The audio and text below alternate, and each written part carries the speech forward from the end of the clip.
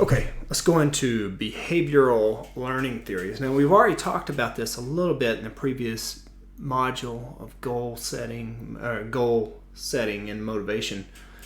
But now let's look a little deeper into behavioral learning theory specifically. So we already talked about the connection of behavior and attribution theory.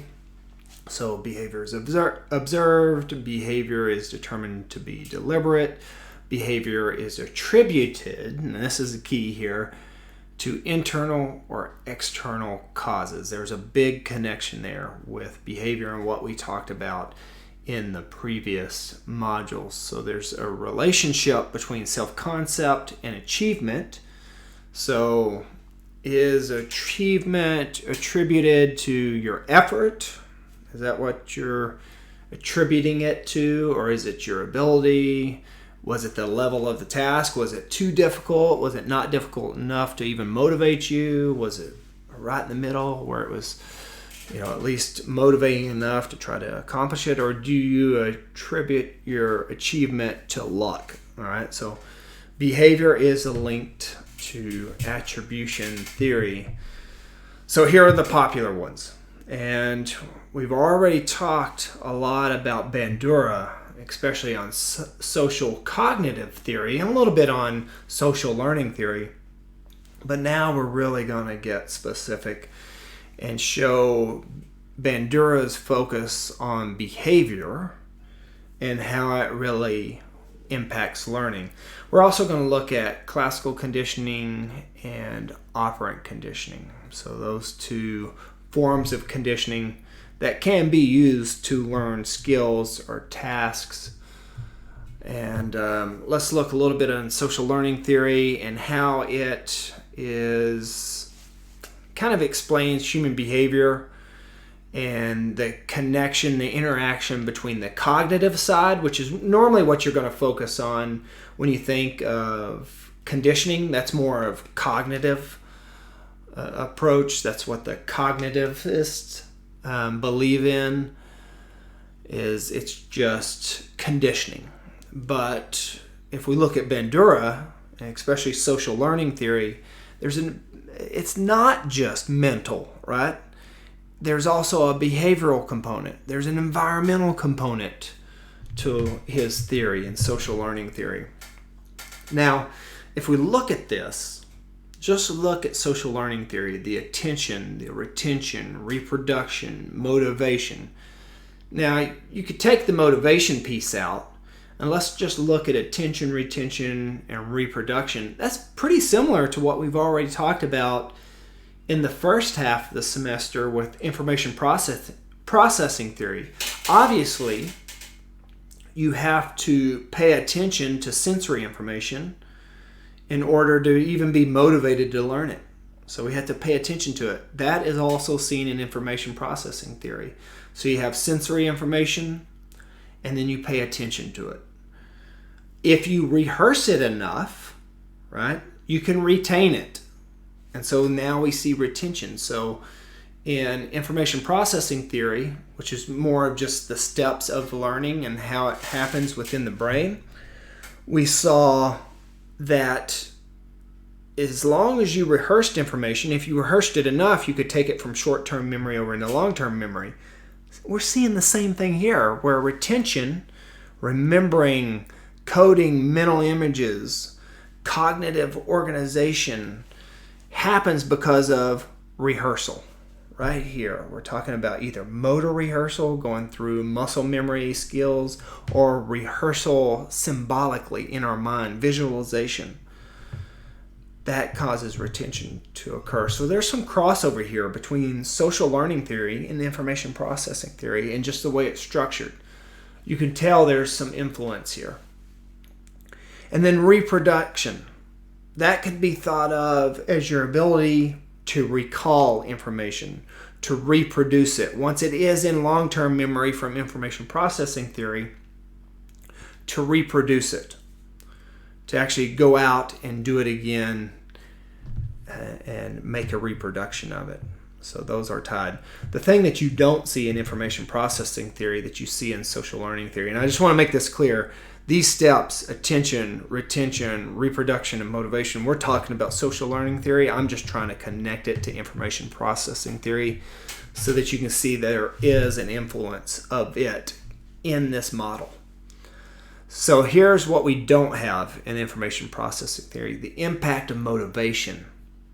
So having a reason to do something, to imitate somebody's action, that modeling of behavior that we normally associate with Bandura. So there's a big part of modeling in his theory that children, when they see actions, will model it. So it has a big impact on learning. Adults model behavior. A lot of people will say that they don't, but they do. They model behavior. They can be influenced. That's the reason advertising works. They'll see certain actions and then they'll go out and model it. They'll want what they see on TV. Social learning theory, there is a process of reflection. So the takeaway here is I want you to see the connection with social learning theory, modeling behavior, but also that reflection piece that we also see in experiential learning. So Bandura was a big proponent of observational learning. So learning by doing, modeling behavior. We see that in experiential learning. So individuals see certain behaviors and they model those behaviors, or they see certain actions and they model behavior. So this is behavioralism. It's a principle of stimulus and response, and there's some sort of external stimulus, and we see that in operant conditioning. And behavior can be explained by internal mental states, and they view people as a clean slate. So we're talking about more associative types of learning that you see in conditioning. So the impact of positive and negative reinforcement, and even punishment. Punishment can be factored into this as well. So let's talk a little bit at what associative learning is. And so an individual or animal makes an association between environmental events and some sort of reinforcement, right? It reinforces their actions, I should say. So some sort of environmental stimulus causes, or external stimulus causes changes in their actions. It causes them to learn by association, by connecting, making connections between things. And so the two main ways that we have studied this is through classical conditioning, operant conditioning. Classical conditioning was first put forth by Pavlov. His dog would salivate once it heard the doorbell open because it knew it was about to get fed. And so Pavlov noticed this and started to study it and measure the amount of dog salivation when it would hear the door shut or a bell ring or whatever. I don't know if there was a bell on the door or if it just heard the footsteps coming down the corridor, but there was some sort of external stimulus on how he first noticed it. And then eventually he brought a bell in so he would come in, ring the bell, then feed the dog, right? And so the dog started to associate the bell with the food, and then after a while he could just ring the bell, but the dog would still salivate even if he didn't give him any food. So here's the connection between that. So before conditioning, the food was the unconditioned stimulus. It would cause the dog to salivate, and then he would ring a bell. So I don't know if there was a bell on the door, if it was how he came up with the bell process, but he would do some sort of external stimulus. It would create a response. No salivation alone, right? So you just ring it. But if you paired the bell with the food, the dog would salivate, and then you could take away the food and just ring the bell alone, and the dog would salivate. So that's how those are all connected together. Don't get bogged down in the weeds on this. We don't need to know the unconditioned stimulus, unconditioned response, neutral stimulus. no conditions. You don't need to know all those steps. I just want you to know how classical conditioning works. Operant conditioning, on the other hand, goes a step further. So now, this was developed by B.F. Skinner. He created the Skinner box. And it's distinct because now we have the role of emotion coming into play. The role of reinforcement, positive and negative reinforcement, and the differences between those two. So there's a consequence of choice on B.F. Skinner's box. So what he did, just you can read through this when you go through the lecture, but in short, just a common sense explanation is if the rat did what Skinner wanted to reinforce that behavior, to increase it or maintain it, it received food. So that's positive. Something it wanted to maintain or increase behavior. That's positive reinforcement. We'll talk about that in just a second. Then, if it didn't do what Skinner wanted, to make sure he maintained that behavior or increase the behavior of the rat pulling the lever or whatever it was doing, he would introduce an electrical shock. So that caused the rat to increase or maintain the pulling of the lever. So you had positive and negative reinforcement working in Skinner's box. So how is conditioning used in real world? So you can use it to learn procedural knowledge, which we've talked about, like skill development. You can condition somebody to do certain skills. You can do it to change behavior. You can use it in advertising to condition people to want something. It's used in brainwashing. Cults use it to keep people in, right? They use positive and negative reinforcement. They use punishment as well, which we'll talk about. It's used in relationships. People use it for manipulation. They use it for good. They use it for bad. Conditioning can be used, and it can be quite effective. You got to be careful. It's good to know about it, because then you can pick up on when people try to use it against you or even to help you. But just knowing what's happening can protect you against the negative impacts of conditioning. So being aware of it. Like I said, it was used a lot in cults. Reinforcement and punishment can both be used for conditioning. You got to be careful how you use punishment, especially with children, because it can be overused and it can be used in a negative manner. So reinforcement, here's the key. Let's just separate. Let's make these simple on how to distinguish. Before we even get into negative versus positive, let's just talk about reinforcement versus punishment. How do we distinguish between the two? So reinforcement, if you're trying to increase or maintain a behavior, it's reinforcement. Don't even worry about the negative or positive part. If you're trying to increase or maintain a behavior, it's reinforcement. If you're trying to decrease a behavior, stop somebody from doing something, it's considered punishment. It doesn't matter, negative or punishment. Now the positive is what stimulus you give, the application of the stimulus. Negative indicates withholding or removing a stimulus. Positive indicates adding it, the application of it. So now let's look at a chart. This one helped me out a lot. So we have a matrices here. So it really helps you understand reinforcement versus punishment. So if you're adding something somebody wants to increase or maintain behavior, that is positive reinforcement. So the key on reinforcement is, are you increasing or maintaining behavior? Then it's reinforcement. If you're adding something that they want, it's positive. Now, if you're removing something they didn't want to increase or maintain behavior, that's negative reinforcement. So now let's move over to punishment. Now we're trying to decrease behavior, right? So that's punishment. We're decreasing behavior.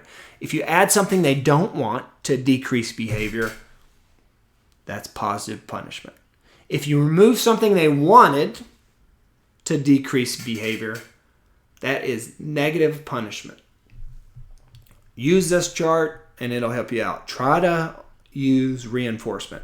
It's a lot more staying power than punishment. Here's some examples of positive reinforcement: praise, social attention, tangibles like rewards, activities, privileges. Those can all be examples of positive, something somebody would want. So those academic learners, they want those grades, right? So to increase that behavior. Negative reinforcement. Think of the electric shock to the rat in Skinner's experiment. That's probably the easiest way to think of negative reinforcement. Skinner wanted to increase the behavior or maintain the rat's behavior of pulling that lever. That was part of the learning process. To do that, he either did positive reinforcement or negative reinforcement. The negative reinforcement to get the rat to maintain the behavior or increase it was an electric shock. If that rat received it, it was going to go over and pull that lever. After a while, it learned the only way to stop that electric shock was to pull the lever to stop it. So you're taking something away in that case. Extinction. So reinforcement and even conditioning will start to lose its effect. So if you don't reinforce something enough, extinction can occur. So maybe they learned a behavior, but you just stop reinforcing it. It'll go away. It could go away. It could go extinct. Types of feedback. You have positive, negative, and constructive. So positive feedback would be like praise, like, you did a good job, but it's not really informative, right? I didn't really tell you what you did right. I did, it's a good job. Maybe it didn't give me any information about what I did right. Negative is just like it's, you're griping at somebody, you're yelling at somebody. It doesn't even have to be negative. Just tell them you did a poor job, blah, blah, blah. It's not positive. But you still don't give them anything constructive. Constructive is you get something informative. Even if you're receiving negative praise, they're like, you did a terrible job at this, and here's why you did a terrible job. That's constructive, in a way, in that you're getting information that you can change. You could do positive in the same way. You did a great job, but here's some things that you may want to change, right? You're giving them some feedback, some information to change. Used a lot in coaching. Positive feedback examples, simple praise, just like I said before, may not necessarily get specific. It needs to be specific. Same thing with negative. Doesn't really propose a resolution. It's just based on negative behaviors. You just tell them all the stuff that they did bad. You're not giving them any true insight onto what to change. Constructive. Here, this is where you're really giving them some information about what needs to be changed. The sandwich method, I like it the best, where I'll give them a little bit of positive praise. Yeah, you did a good job on these parts, but here's some things that you want to change. Think of the template. When I sit down with your groups and we talk about the template, I'm trying to use the sandwich method. Like, you got all this stuff. You did your paragraphs right. You need to go back in and change your figures. You forgot to number them. You didn't put an in-text citation in here. Down here, you need to change. Your video is not linked up to your QR code, or you didn't do a video. But overall, you did a good job, right? That would be an example of the sandwich method. So the skill that we're going to need to do today is some sort of behavioral modification technique to help you achieve your experimental design, to stay on task. What are you going to do to make sure you water your plants or make your measurements on time? I want you to come up with some sort of behavioral modification. Are you going to use positive reinforcement? Are you going to use negative reinforcement? Are you going to use some form of punishment? Are you going to try to condition yourself? What are you going to do to stay on task? That's what you're going to fill out after you complete the questions and the lecture notes. Go in here and tell me how you're going to use positive, or not necessarily positive reinforcement or punishment, or even conditioning. What are you going to do to achieve your experimental design, to stay on task? That way we have some means of applying what we just learned.